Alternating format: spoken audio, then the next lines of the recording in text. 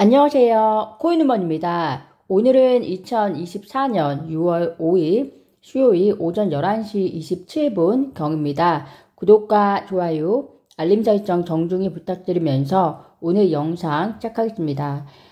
비트코인이 오랜 횡보 끝에 다시 상승세에 접어든 상황입니다. 현재 업비트 기준으로 약 9,800만원, 코인마켓캡 기준으로 약 7만 달러 선에서 거래가 되고 있습니다. 또한 현지 시간으로 6월 4일 기준 미국 비트코인 전문 ETF에 약 8.87억 달러가 순유입된 것으로 나타났는데요. 이는 지난 3월 12일 이후에 역대 두 번째 순유입 기록이라는 점에서 의미가 있습니다. 비트코인 상승세와 관련해서 두 가지 이슈가 보도가 되고 있습니다. 하나는 6월 7일에 발표되는 고용 지표에 대한 기대감입니다. 지난달에 이어서 이번에 발표되는 비농업 고용 지수, 그리고 임금 상승률, 그리고 실업률에서 고용 시장이 둔화되는 트렌드가 확인이 되면 금리 인하가 앞당겨질 것이라는 기대감 때문에 비트코인과 암호화폐 시장에는 긍정적인 영향을 미칠 것으로 보입니다. 현재 시장은 6월 12일 FOMC를 앞두고 9월 금리 인하 가능성을 25bp 가능성을 50% 넘게 보고 있기 때문에 9월 금리 인하의 가능성을 확고히 가져가느냐 그렇지 않느냐가 이번 고용지표가 상당한 영향을 줄 것으로 보입니다. 특히 하반기에는 FOMC가 6월, 7월, 9월, 11월, 12월에 있고 해당 월에 각각 통화 정책이 결정이 되는데요.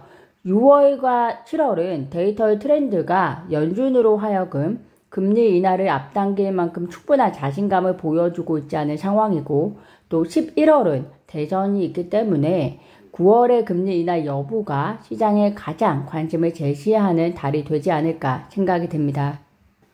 다만 이번 상승세가 다음 주 6월 12일에 FOMC가 예정이 되어 있는 만큼 늘 FOMC를 앞두고 찾아오는 불확실성이 시장에 영향을 주고 있는데, 이 상승세가 얼마나 지속이 될지에 대해서는 좀 더 지켜보셔야 할 것으로 보입니다.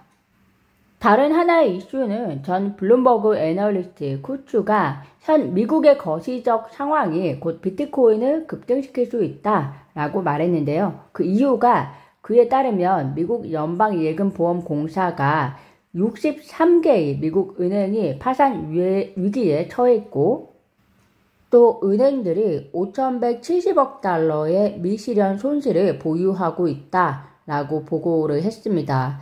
전통금융시장의 악재는 오히려 대안으로서 암호화폐 시장의 활성화를 부추겼다는 것이 지난번 미국 실리콘밸리 은행 파산 등을 통해서 경험치로 투자자분들께서 확인하셨을 것이라 생각이 되고요. 파산의 위험성이지 실제로 파산이 진행된 것이 아니고, 또 미국이 이를 위한 유동성 준비를 하고 있는 만큼 해당 위기가 얼마나 빨리 회복이 되느냐도 해당 이슈의 암호화폐 역량 전파 여부와 연관이 있을 것으로 보입니다. 현재 이 두 가지 이슈가 오랜 횡보 끝에 비트코인의 움직임에 어느 정도 영향을 줄 것으로 기대를 해볼 만한데요. 여기에 이더리움 현물 ETF의 최종 승인은 암호화폐 시장에 긍정적 영향을 줄 수 있을 것으로 보입니다. 리플 CEO 브래드 갈링하우스가 폭스 비즈니스와의 인터뷰에서 XRP ETF는 불가피하다, 2025년에는 볼 수 있을 것이다 라고 말했다고 보도가 되었습니다. XRP가 솔라나, 에이다와 함께 ETF가 출시가 될 것이다, 이렇게 지난 컨센서스 컨퍼런스에서 발언을 하긴 했지만 이번 폭스 비즈니스 인터뷰에서는 2025년이라는 정확한 타이밍까지 제시를 했는데요.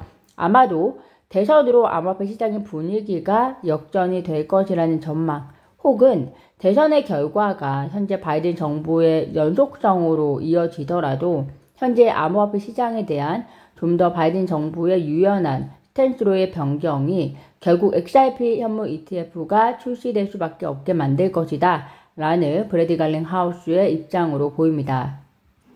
XRP 가격 예측은 늘 투자자들의 관심이 되고 있습니다. 그럴 수밖에 없는 것이 간단하게 말씀드려서 가장 오랜 시간 동안에 저평가되어 있는 대표적인 암호화폐 중에 하나이기 때문인데요.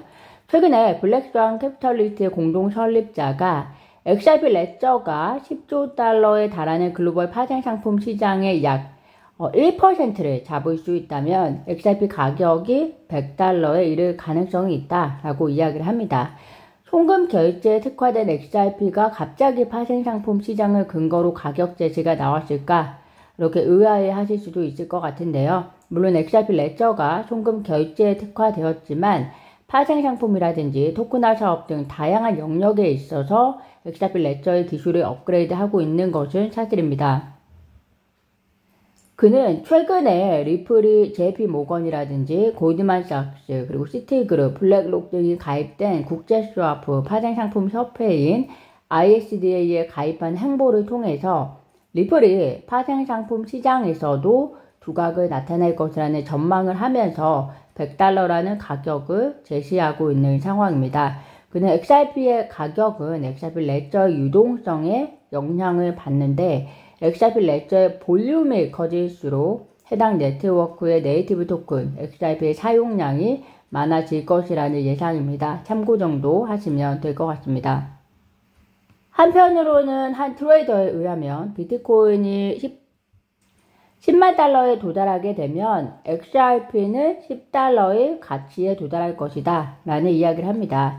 구체적인 근거를 제시하고 있지는 않지만 가격이 얼마가 되었던 간에 현재 XRP 가격이 상당히 저평가되었다는 점은 시장의 지배적인 평가라고 보시면 될 것 같습니다. 최근에 친암호화폐 성향의 멕시코 대통령이 당선이 되고 또 아르헨티나는 법정화폐로서 비트코인을 고려하고 있는 상황으로 암호화폐에 대한 세계적 관심은 높아지고 있는 상황입니다. 거기다가 미국은 개인정보 보호를 이유로 해서 의회와 그리고 트럼프 대선 후보는 CBDC에 대해서 반대 입장을 표명하고 있지만 국제결제은행은 국가 간 결제 개선 프로젝트에 CBDC 결제를 도입했다는 소식입니다.